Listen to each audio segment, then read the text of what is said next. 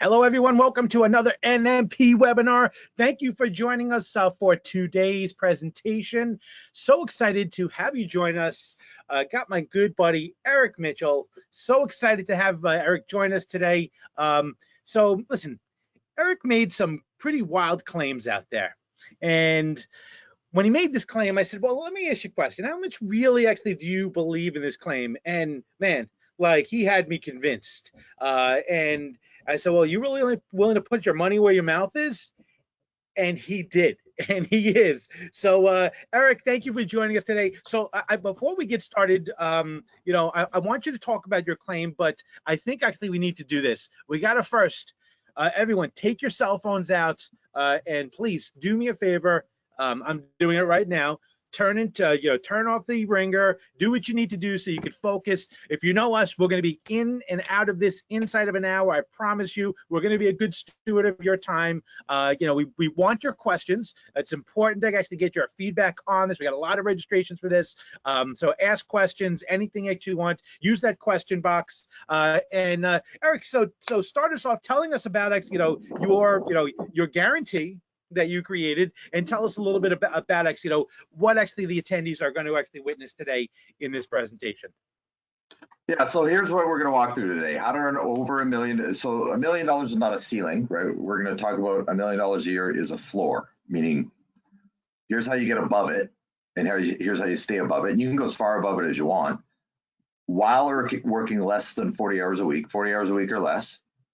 And if you get off this presentation, you don't feel like you've learned how to do that, specifically learned how to do that, I'll write you a check for $1,000.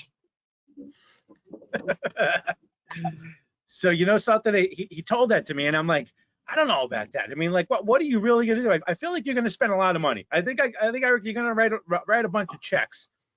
And he took me through the program. He took me to this entire system that he has originators using right now. I'm like, okay, I get it now. I get it. And that's when actually we agreed and said, okay, let's do this. Let's bring this to our readers. Let's do this. And I hope you're not writing a bunch of checks, but I don't think actually he's going to be writing checks. I think he's going to have a lot of $1 million originators. Now listen, we have several hundred people that are registered for this. The reality is, probably only a small percentage of the people that are watching this are going to implement these strategies today. So just that alone, actually, Eric doesn't even have a lot of liability, but those that do could have a major impact in their lives and in their careers and in their practice. And as you see, Eric's got his presentation up on the screen, so take it away, brother. Oh wait, hold on for a second. Before we get started here, I want to actually so as people are starting to flow into the room, I'm gonna launch a poll because we want to get an idea of how many loans do you close a month, and not just any month. We want to know actually how many loans you closed in January. In January 2021, we want to know actually how many closed. And yes, Mr. Luna, this will be recorded. Good to see you, buddy. Is that David Luna? Yes, of course, the legendary. Oh my God, I'm honored. David Luna's on my webinar. Wow. Yeah, like that's when you know you've reached actually that new level of height. It's not the money you make. It's not actually the title, but when you got Mr. Dave Luna going to your webinar, you got Dave Luna logging in. Oh my God. Yeah. Hope everything's great to go well, Dave. So please do me a favor.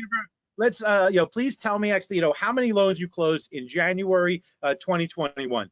January 2021. Right now, we already have 50% of the room voted. We're going to wait till we get to about 65%. So just keep voting, keep voting. The way you're going to shut me up is by voting. Just hit that thing and do me a favor. If you have Encompass open, if you got Calyx open, if you got Outlook open, close this. I mean, we're going to be, we'll be done within actually 56 minutes. 56 minutes, we will be done. All right, we got 63%. Like 2 more people vote and we'll be good. All right, there we go. Fantastic. I'm going to close the poll and I'm going to share the results so you can see what kind of people actually we are working with today. And we've got 12% of the room closed more than 21 loans a month in January. Yeah, that's pretty intense. Got 11% of the room voted, did 11 to 20 loans.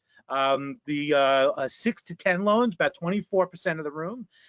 3 to 5 loans, about 22% of the room. And 0 to 2 loans, you got 32% of the room.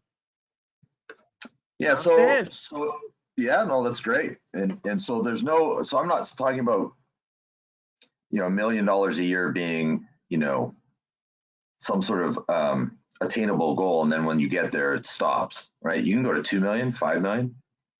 I know loan officers, just loan officers, producing loan officers that build a team and they're making $5, $6, $7 million a year. And so when somebody says, "Oh, it can't be done," well, it's being done. I read some interesting statistics coming out of Mortgage Bankers Association showing how many loan officers. So the stat came out that I read was as of September 30th. So they ran the data as of September 30th, and there was 4,000 loan officers that had closed over 100 loans so far in 2020. 4,000 loan officers. It was like, wow, that's a big number. I mean, you talk about breaking records. The key ingredient, though, is how do you do it working less than 40 hours a week? So, when you get a chance, Andrew, I'd love to put another poll out there saying, yes or no, do you work less than 40 hours a week? Whatever you did you do it in less than 40 hours a week of work? Or did your time suffer? Did your family suffer? Did your hobbies suffer? Did your passions suffer? So actually, I'm going to ask the audience a favor, because I want to get you guys used to using that question box. Tell me in that question box if you worked more than 40 hours a week, and tell us what suffered. Like, what was the biggest, looking at that, looking at, January 2021, did you work more than 40 hours a week? So use that question box and tell us, what was the big thing that suffered? Was it time with your family? Was it, time with your church or synagogue? Was it, did you not work out as much as you wanted to? Did you not spend time with your significant other as much as you wanted to? Just tell us, did you work more than 40 hours, and what was the impact? And we got some responses coming in here. So we got first person. I'm not gonna call people out on this, but we have so yes, worked more than 40 hours, personal time. More than 48 hours, time for my personal agenda. More than 48 hours, family, health, etc. Balance of the day. I worked more than 40 hours. Thing that suffered. Time with my significant other. Time with my hobbies. My sleep and mental health. Mental health. I mean, big problem these days. So we've got that. Hold on for a second. I apologize for the delay. Oh, okay. And all right. Let's see. We've got 35 to 48 hours. Family and other projects I wanted to do around the house. Not bad. Yes, I work more than 40 hours a week during COVID. I don't feel like although I've missed much. So that's good. Glad actually that is. I'm certified appraiser and work more than 40 hours a week, and they lost family friend time with the personal health. And as next person, yes, I worked more than 40, but I did it not because of volume. I gave up hobbies and health time.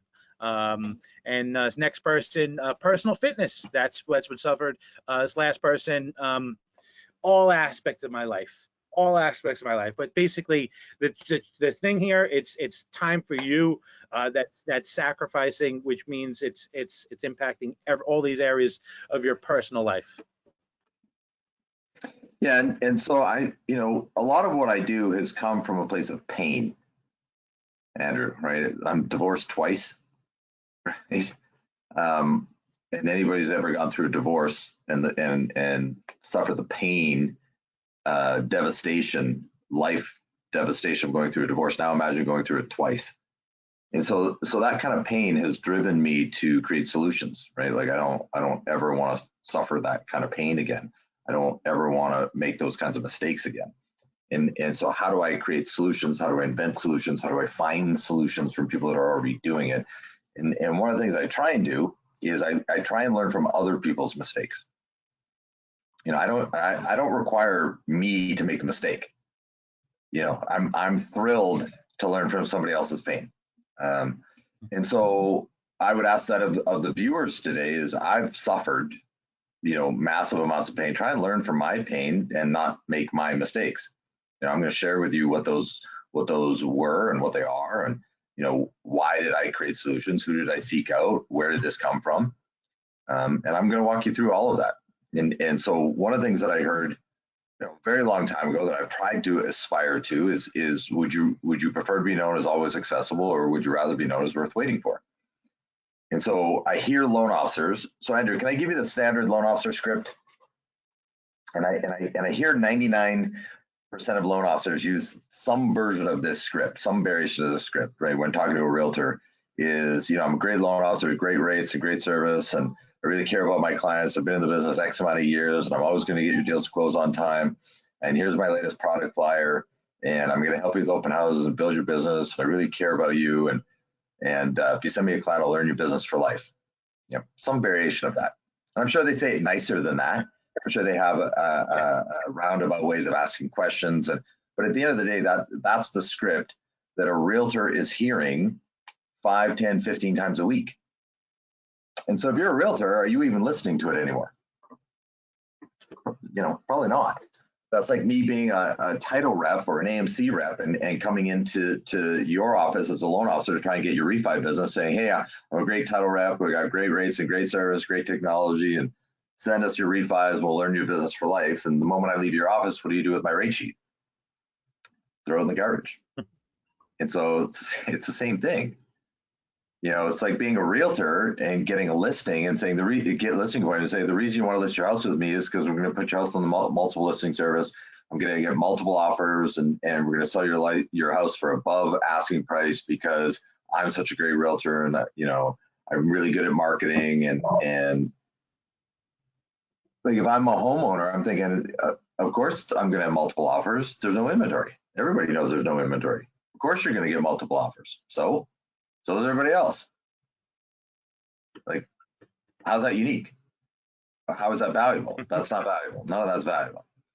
And so to be known as worth waiting for, you've got to have something that's valuable, something that's new, unique, something that nobody talks about, somebody, right? And so there's 3 things that I've learned you can't talk about, and that's a price, product, and service. You talk about price, you talk about products, you talk about service. So do your competitors. You're not unique. You're not valuable. So then what do you replace it with? And so I have a deal with my girlfriend that she can tell me any replacement behavior she wants. Just don't complain about an existing behavior. And so let me explain what that means. So we were traveling recently, had to go on a quick trip, and we checked into a hotel, and I walked in the hotel room, and I could tell she was a little aggravated when we walked in. And I said, what's wrong? And she said, well, you didn't take your shoes off. I was like, we haven't traveled in a while. And it's like, oh, huh? I said, okay. So she goes, well, I'm going to walk around the hotel room with my bare feet. I'd appreciate it if you would take your shoes off. I said, oh, okay. So when we walk into hotel rooms, you'd like me to take my shoes off as soon as we walk in? She goes, yes, that would make me happy. I said, great, no problem. Walked over, took my shoes off, easily solved. And so for me, I try and always remain very coachable if you give me the replacement behavior. Just don't tell me what not to do. And so when I say to loan officers, don't talk about price, product, and service, that's great. What's the replacement behavior? What do I talk about instead then? And so that's what we're going to walk through today. And so one of the things that I find a lot of people, not just loan officers, but a lot of people in general, is they formulate an opinion based on their life experiences, based on their value system, based on their belief system that says, this is what I believe to be true. And they shut themselves off from potentially learning new life-changing information. And so here's an example I say. So did you know that there's a top secret method to guarantee to lose weight by doing only 2 things? If you do these 2 things, top secret, you're guaranteed to lose weight. So the 2 things are eat less, exercise more.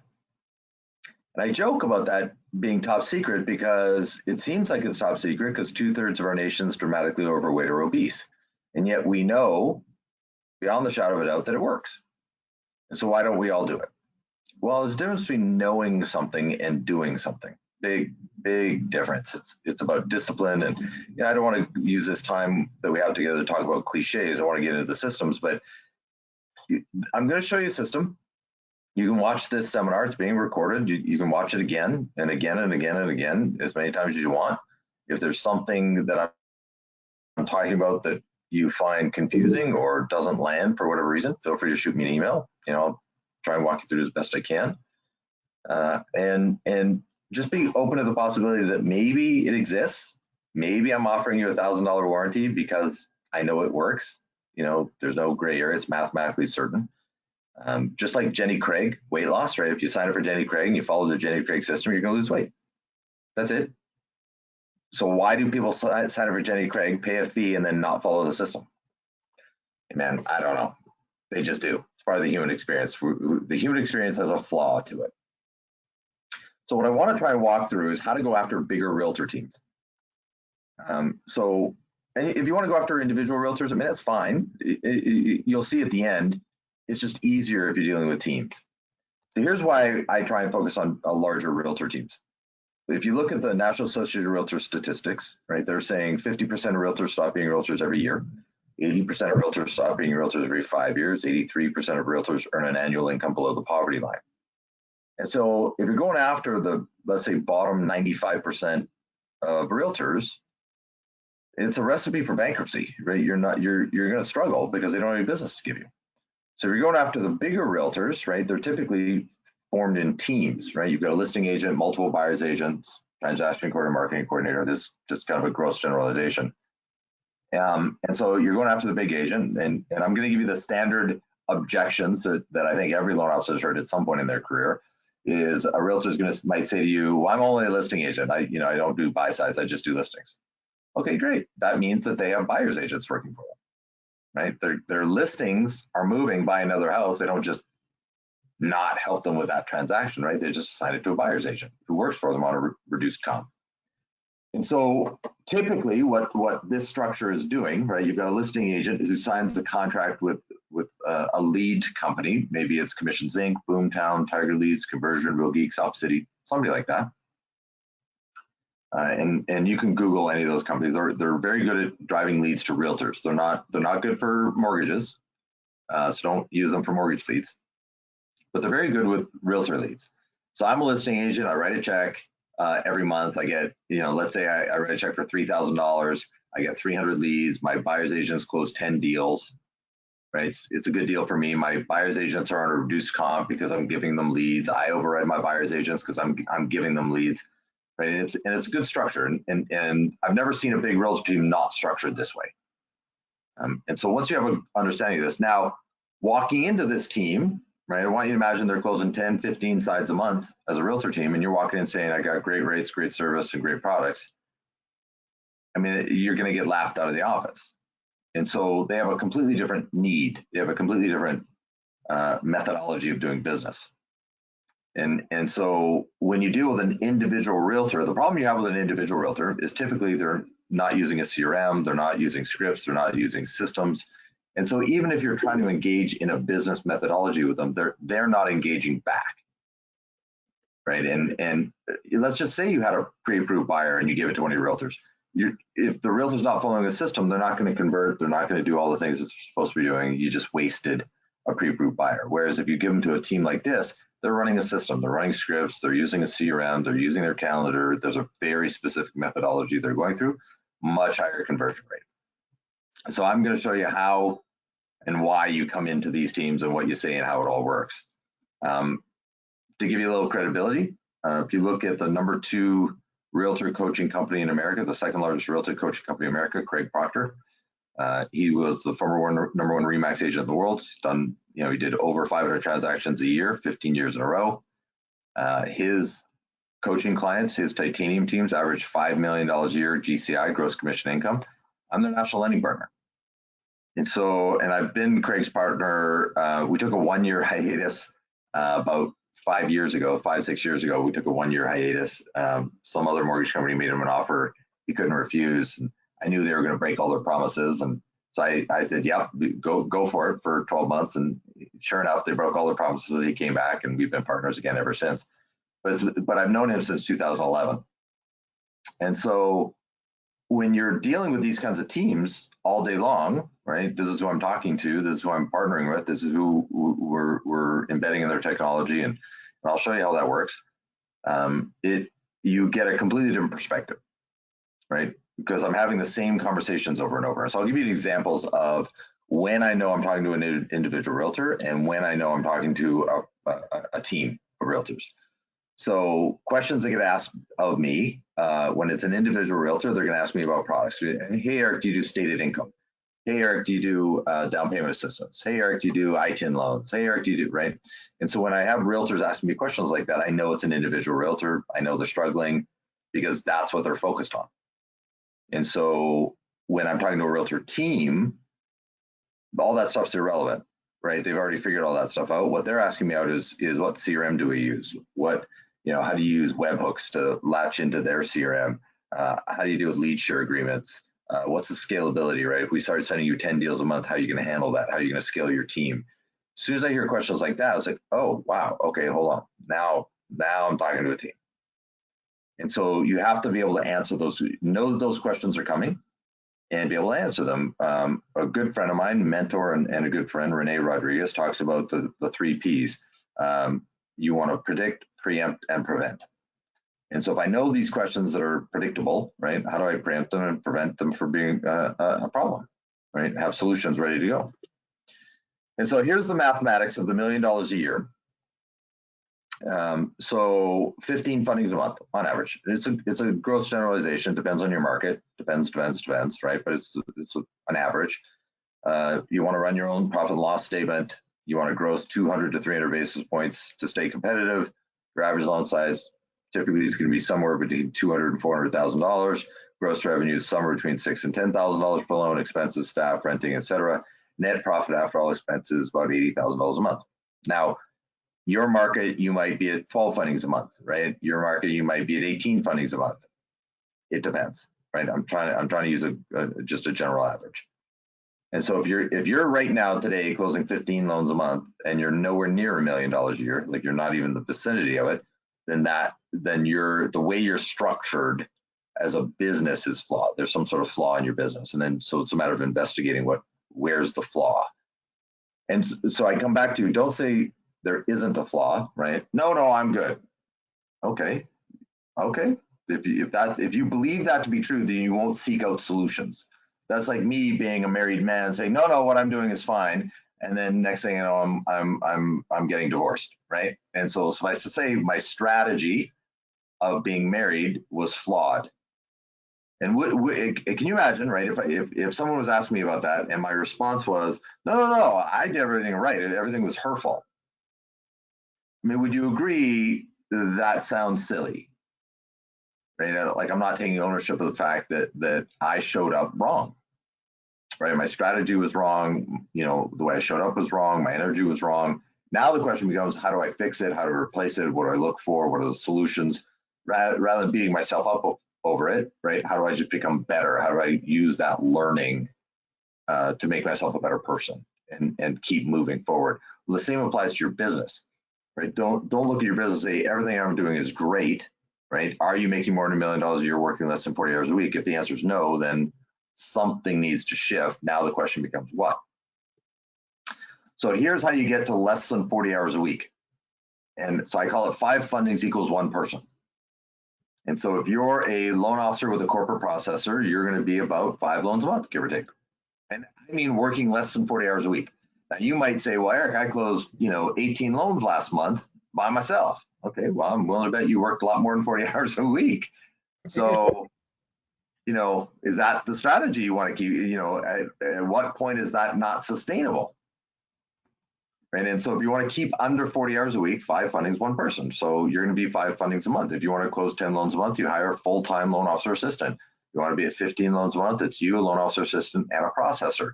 You want to go to 20 loans a month, hire a junior loan officer. You want to go to 25 loans a month, hire another person. 30 loans a month, another person.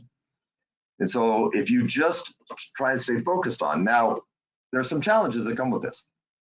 It's not, I don't mean to make it sound like it's, oh my God, it's so easy.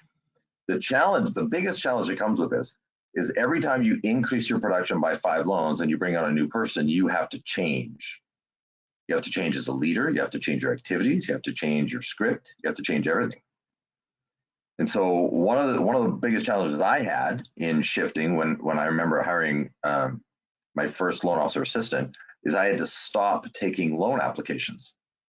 And so some people go, "Oh my God, Eric, that's wrong. You have to be the one taking the loan applications." And you know, I would say up to 5, 10 fundings a month. Yeah, absolutely. You have to become an expert at that. You start getting over 10, 15, 20, 25 loans a month, it becomes real hard to devote that kind of time. And so I had to go to somebody who's figured out a script. How do I create a methodology that allows me to free up my time? And so I'll give you an example of a script. Hi, Mr. and Mrs. Smith, thank you for calling. I know you're introduced to me by Sally, Realtor at XYZ Realty, and she mentioned you about our program that's going to allow you to make an offer with no loan contingency, save $10,000 to $50,000 when you buy your home. So to do that, I've got you get in front of my underwriter. So my assistant, Lisa, is going to reach out to you. As soon as we hang up, Lisa's going to reach out to you, walk you through the process. We'll get you into underwriting, get you approved. As soon as we get you approved, I'll reach back out to you and walk you through next steps. All right, is there anything else I can answer for you right now before we get the process started and before Lisa reaches out to you? And so how do you create a script that allows your team to step in and take that process over, right? And so my underwriter signing off on my loans, we TBD underwrite the purchase, my assistant take it, right? And so my confidence is protected. I don't have to worry about I'm the person structuring all my loans because my underwriter is signing off on them, right? It's about protecting my confidence as a salesperson. And so the pain point here is every 5 fundings a month increase, you're changing your activities. And change is hard, Andrew. Like anybody who says change isn't hard is just lying to themselves, and me included. You know, change sucks. I hate change. Yeah, but I hate being the same more, right? And so that's what drives me. And that was really the purpose of my book is, you know, the why of money. Was helping people understand that you won't change if you don't understand why you want the money. Mm-hmm. And so we'll touch on that a little later, but so that's really the pain point here is, are you prepared to change? Because if you're not, you're going to get the same results over and over and over again. And one of the things I talk to loan officers and I say, you know, how many loans did you close last month? And they might say 6. Okay, whatever you closed last month. How many, so that was January 2021. How many loans did you close January 2020? They'll say, well, 6. Okay, how many loans did you close January 2019? 6. Okay, well, so you haven't been in the business, 10 years. You've been in the business 1 year, 10 times. Right? You're doing the same thing. You haven't evolved, you haven't changed, you haven't modified, you haven't adapted. And so it doesn't matter how many years you've been in the business, it's are you evolving? Are you adapting? Okay, so this is what a loan officer should be doing. And Andrew, if you want for your viewers, I'm happy to get you this image, and you can send it out as a JPEG if you want. And so I wanted to try and help loan officers, what's the goal? The goal is you should be doing 3 things all day long. You should be generating business somehow, some way. You should be managing that business using technology, and you should be converting it by being valuable. That's it. You'll notice nowhere on here, Andrew, does it say walk to photocopier and scan in tax returns. Right? It doesn't say that because you shouldn't be doing it. Yeah. Wow. Right? That's not your role. That's not what you should be doing. If you find yourself doing activities that aren't listed here, right, then understand that you should be hiring someone to do that for you. And you do it organically. It's not like you go out and hire 4 employees tomorrow. That's not what I'm saying. Right? You do it organically.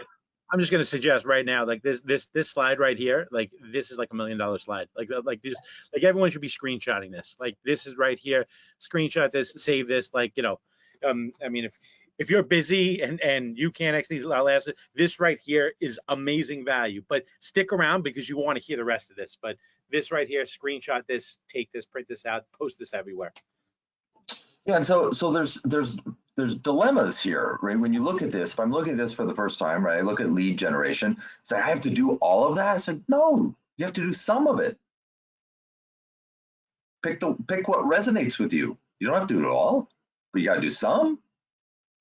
And so for the viewers, I'm going to give you a really bad origination strategy. So don't do this. It's a bad strategy, but I use it as an extreme example.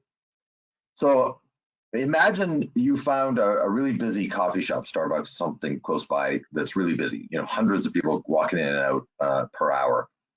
You pull up a table outside and you boot up your laptop and you put a clear plastic sign on the table next to your laptop, one of those, 8.5 by 11 piece of paper, and a really big, huge font on the piece of paper. It says, mortgage rates 2.25%, ask me.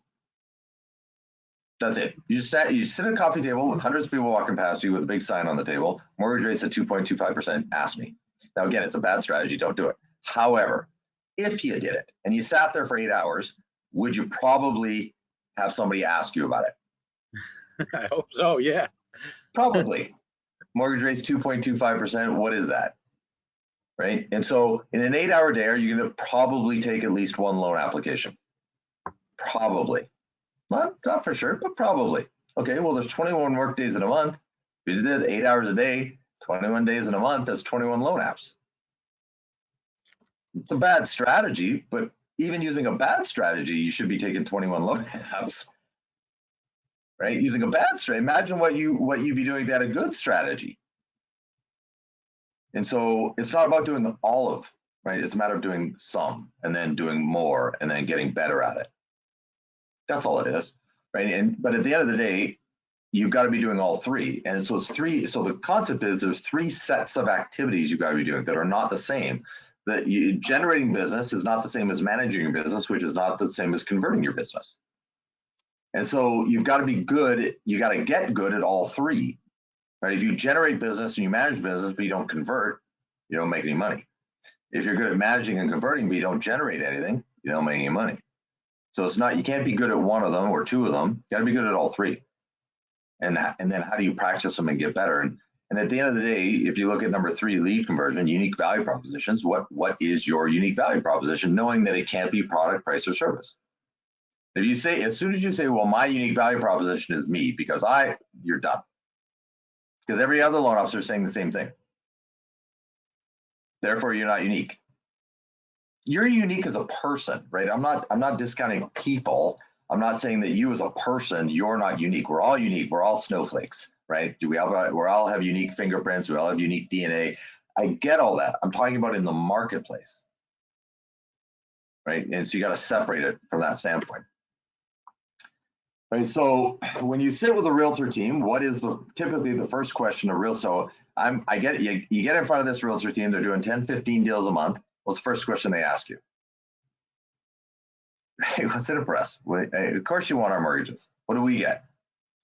And so most loan officers are not trained on how to deal with this, right? So I'm going to go get Zillow long-form leads and I'll pre-approve buyers and I'll bring them to you. Or, really bad loan officers say, well, I'll pay you cash under the table, right? And I've never done that. I'm never going to do that because I don't think I'm going to look good in an orange jumpsuit, and I don't want to be bunked with Bubba.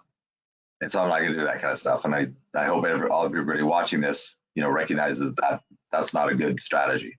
No. And so what do you do instead that's compliant, it's legal, it's valuable, and how does that work? And so 99% of the industry does it wrong, right? They say, I'm going to do all these things. But when you do that, you've got 4 problems. So let's just say I go out and I buy leads. I'm going to go consumer direct somehow, some way. I'm going to go out and buy leads, whatever that strategy is for you. Facebook lead. I see it on Facebook all the time. Oh, I generated 214 leads last month at 14 cents a lead. You should do the same thing. And I read that and I just don't understand it. Okay, so you got 200. So let's deal with the 4 problems. Problem number 1, you got a bunch of leads. You got to call the leads. Right. If you got 214 leads, you got to call the leads. Okay, so you just became a telemarketer. Okay, do you aspire to being a telemarketer? Is that you got into mortgages, you got into sales because you want to be a telemarketer? I'm willing to bet not. And so at some point, you stop doing it because you hate it. You might do it for 2 months, 3 months, 4 months. Okay, let's say you solve that problem. You hire a telemarketer, right? You hire someone in your office, you hire someone overseas, you outsource it to a third-party company. Let's say you solve problem number 1 and you hire telemarketers of some kind. Okay, so let's go to problem number 2. Problem number 2 is your cost per funded loan for client acquisition costs. So there's a client acquisition cost. What did it cost me with marketing, with telemarketing, with buying leads, all the money that I spent to get that funded loan. And so I was talking to a guy who does this very specifically, and he's very good at it, right? They've created quite the system for it. But I asked him, I said, what's your client acquisition cost? Not your loan officer compensation, not your underwriting and processing. That's your cost to manufacture a loan. I'm talking about just client acquisition cost. He said, well, it's $1,200 for refis, but it's $2,500 for purchases. I said, okay, so you're spending $2,500 in marketing to fund one purchase loan. He said, yeah. I said, what pays for that? I mean, how is that a line item for you? He said, oh, we had to jack up our loan officer margins. We had to jack up the margins to pay for it. I said, oh, so in today's market, you're charging 3.75% on an FHA loan. He goes, yeah. But the market's at 2.25%, right? You're at 3.75. So now you just told me the only business you're getting from these realtors is the business you're giving them. You're not getting their other business because your rate's out of market. He said, yeah, we haven't figured out a solution to that. I said, well, let me know how that goes. That doesn't seem very sustainable to me. And so the second problem is your cost per funded loan, your client acquisition cost. So you got telemarketing number one, client acquisition cost problem number two. Let's say your problem, somehow you invent something that solves problem one and problem two. Okay, let's move to problem number three. Problem number three is you've got to hand that client, that consumer, to a realtor, right? They need to go shopping for a house. Okay, so now you're handing them to a realtor. Is the realtor going to be good at their job to convert them into an actual transaction, to open an escrow, to open a deal? Well, let's go back to the NAR stats, right? 50% of realtors stop being realtors every year, 80% of realtors stop being realtors every 5 years, 83% of realtors earn an annual income below the poverty line. You're handing them to a realtor. What are the odds a realtor is going to mess this up and there's not going to be a deal closed? Now, what's your client acquisition cost? Right? Okay, so that's problem number three. Let's say you get through the first three problems, and let's say the realtor opens up a deal. Now you're in problem number four, which is you're depending on the realtor to have integrity to bring the client back to you for the actual mortgage. Have you ever met a realtor that doesn't have integrity? Okay, so when you take these four problems and you stack them into one model, I've never met a loan officer, I've never met anybody that has managed to maintain this for any length of time. I see lots of people coming in and then they exit the model. And so if you look at a model that nobody's ever been able to maintain, why would you engage in it? Why do people do this? And I don't know. I don't know why they keep doing it. It doesn't make any sense to me. And so what I'm always looking at is it sustainable, scalable, and replicable? Those three words, my grandfather taught me this, are those three words in play at all times with whatever we're doing? And if they're not in play, all three, then I shouldn't devote energy to it. So I want to create systems that all three apply to. And so here's the concept. So to build and maintain a proper database, to do a soft credible on your database every single day and watch for relevant activity, right? And so what is a soft credit pull, right? A soft credit pull is if you've ever had a letter in the mail saying you're pre-approved for a credit card, right? So that credit card company does a soft pull on you. There's no inquiry. They don't need permission. None of that stuff's in play. They just sent you a credit card offer. Well, as a lender, right, in the mortgage industry, if you're a direct lender, and if you're a mortgage broker, you can still do it. You just have to tweak a couple things, but you have the ability to do the same thing. And so, how do you do a soft credit pull on how do you build a database and then soft pull it, and then what's the math behind that, and then how do you scale it out as a system, right? So let's talk about a loan officer database. What should be in a loan officer database? So this is what should be in your database. If you're watching this, you're in the mortgages, this is what should be in your database. If you look at all of this, let's just look at LinkedIn as an example. Did you know that you can export your LinkedIn connections, your first connections on LinkedIn, you can export them into your CRM? Did you know that? Andrew, did you know that?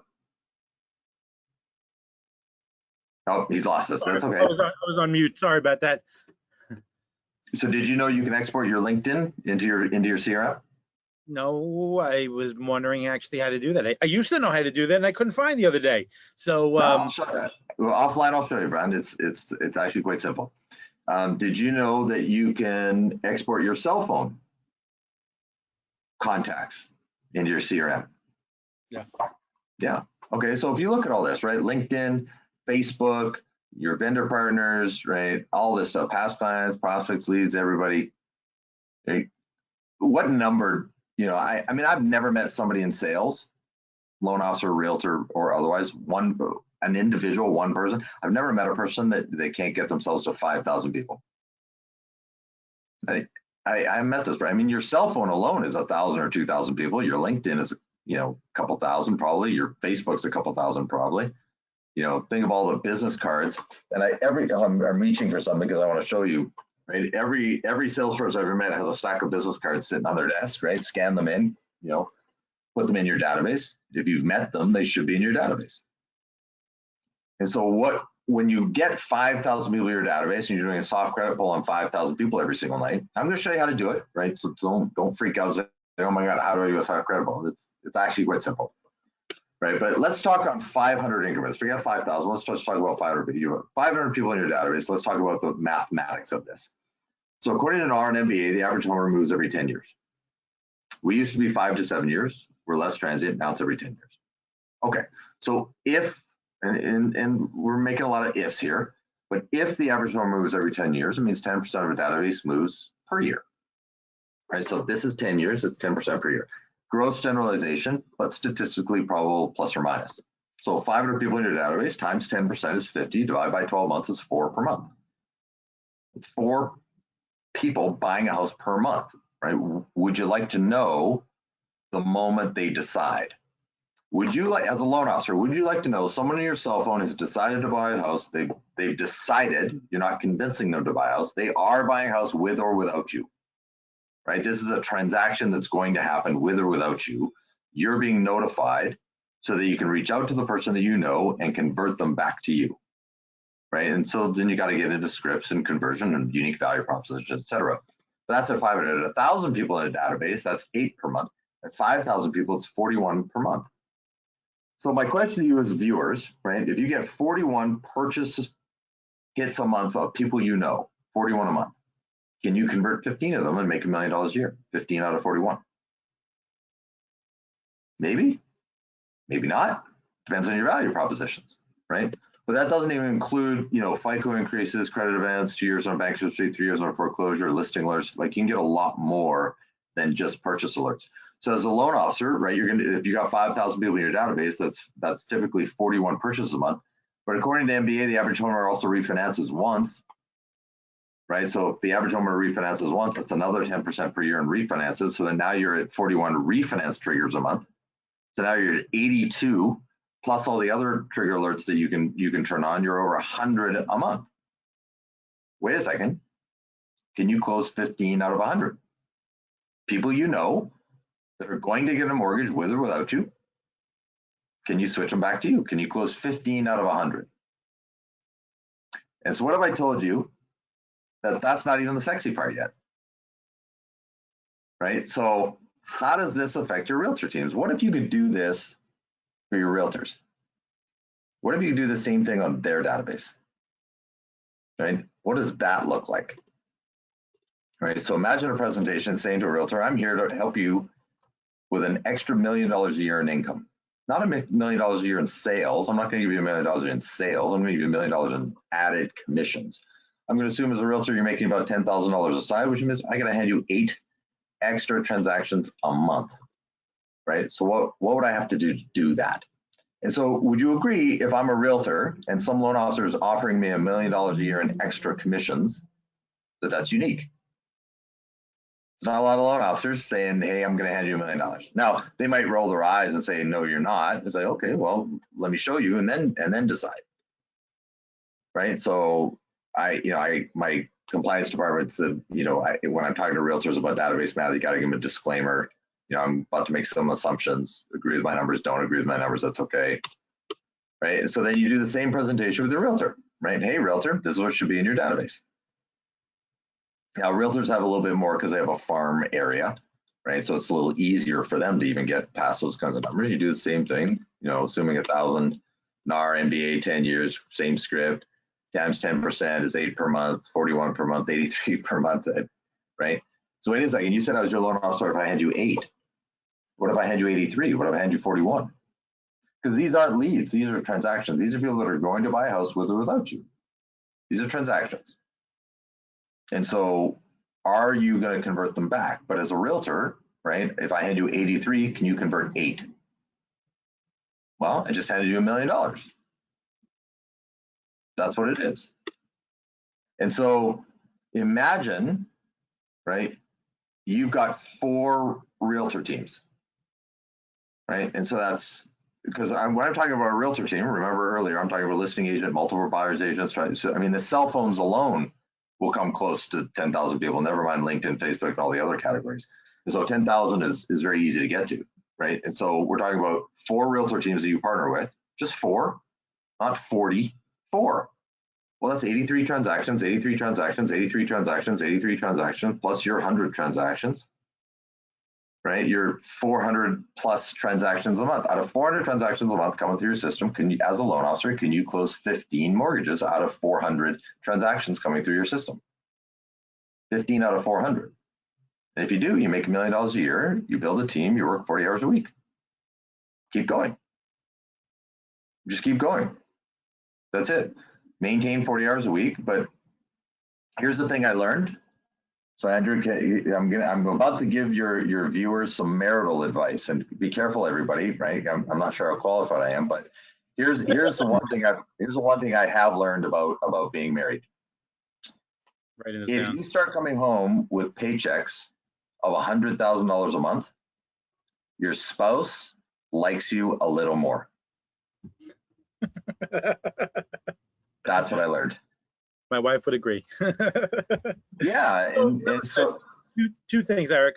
So first off, I think this is another like screenshot thing. I mean, so if you're watching this, I'd say yeah, leave that up so people can take a screenshot of that. Do you mind actually sending the presentation to some of the attendees, and if so, I could have them email you. I'll post that. Yeah. So yeah. If you want, actually, just I'm going to post in questions Eric's email address. You just got to email him. He'll send you the copy of the presentation. And anyone who's watching this, we are recording this, so I think you should be taking notes, doing screenshots and all that stuff, just so you can kind of absorb it. But don't worry, you will get a copy of the recorded presentation. Yeah, absolutely, man. Happy to help. I want to be a resource. This industry has been a blessing for me, and I want to try and pay it forward as best I can and help others as best I can. I'm not a coach, right? I'm not going to charge you a fee. Like that's not what I'm trying to do. I just want to try and help as best I can. So one of the big questions, what do I need to put in my database to be able to do soft credit pulls? And so I want to put this screen up to let you know, right? You need a first name and a last name. You need a home address or a business address, either one. It's got to be your database, right? Don't go out and buy a database, because that's not, it's good. If you're going to make the phone call to someone, or if your realtor is going to make a phone call to someone, you want it, the value is that it's a warm call. You know the person. And then you're just reaching out to that person, so Andrew, let's just say you're my cousin, right? You're in my cell phone because you're my cousin, and I get notified that you just applied for a mortgage.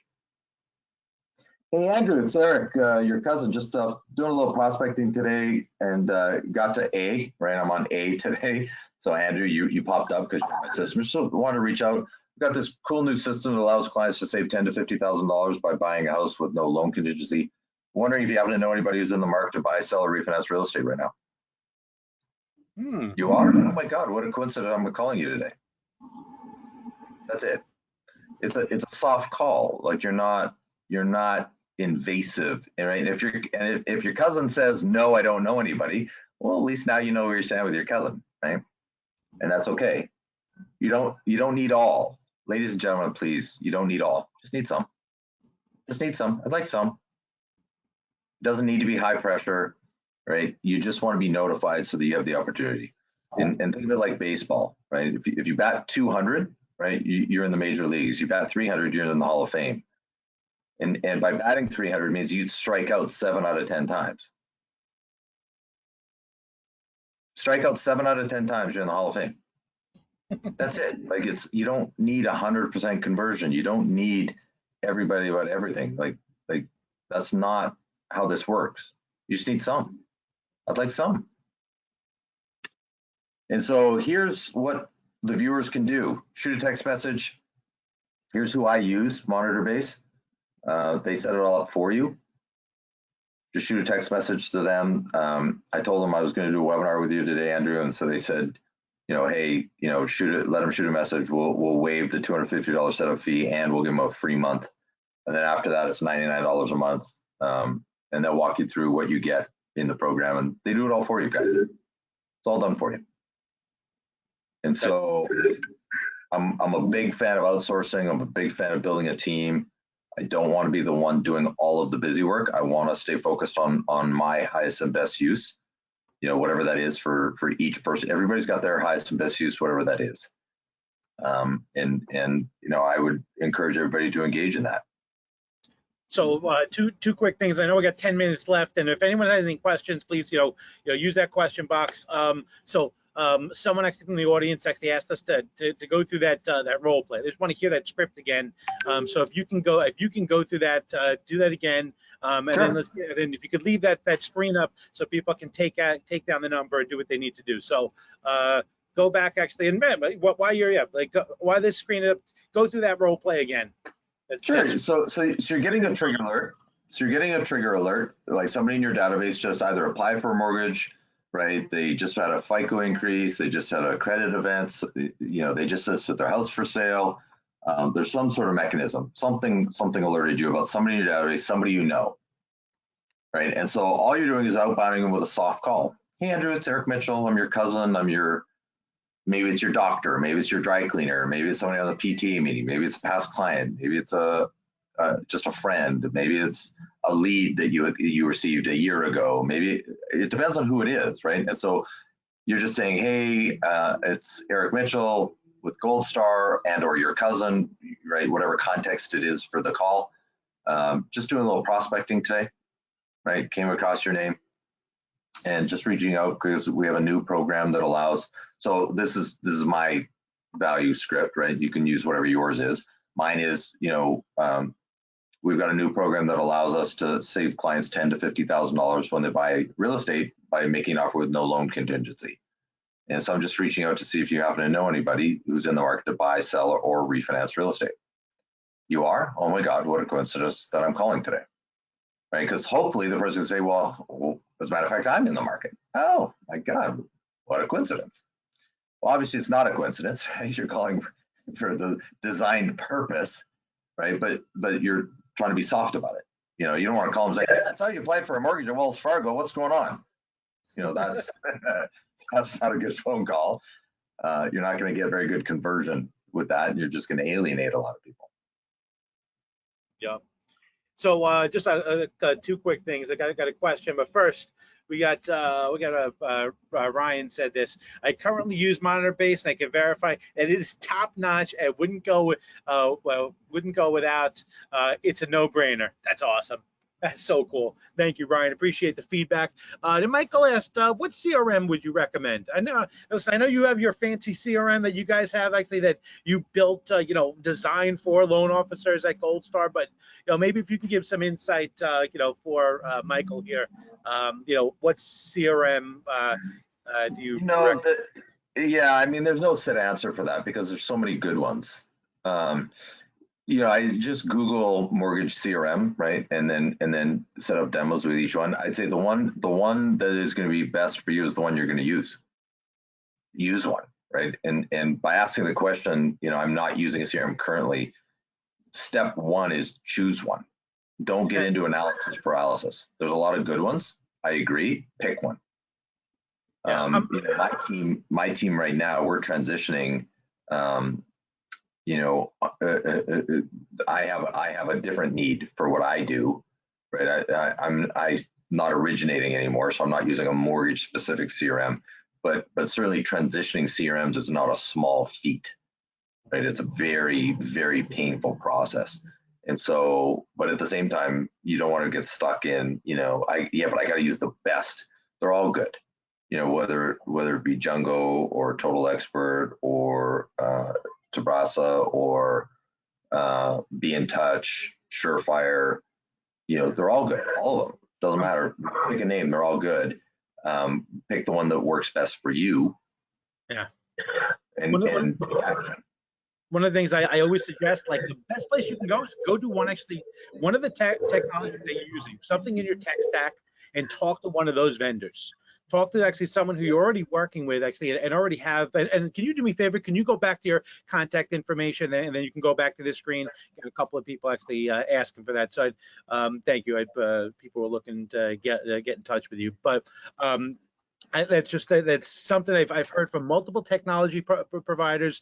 They talk about actually, or not even technology, from the lenders and the originators. They say best thing you could do is talk to something in your tech stack that you like, that's part of something that you're using, and ask them, talk to them, because they're going to tell you someone actually who's going to integrate with something that's already in your tech stack, and they're going to know actually, they know where the bodies are buried, and they know actually that if they give you a bad actually introduction to something that's not going to work out, they could potentially hurt their relationship they have for you. So, yeah. So Scott, I'll give you a couple other tips as well that might make your life a little easier in choosing a CRM. Is if you're working for a mortgage bank, an independent mortgage bank, typically your mortgage bank has chosen a corporate relationship with a CRM where they've integrated it into your loan origination software, right? There's a feed between the two.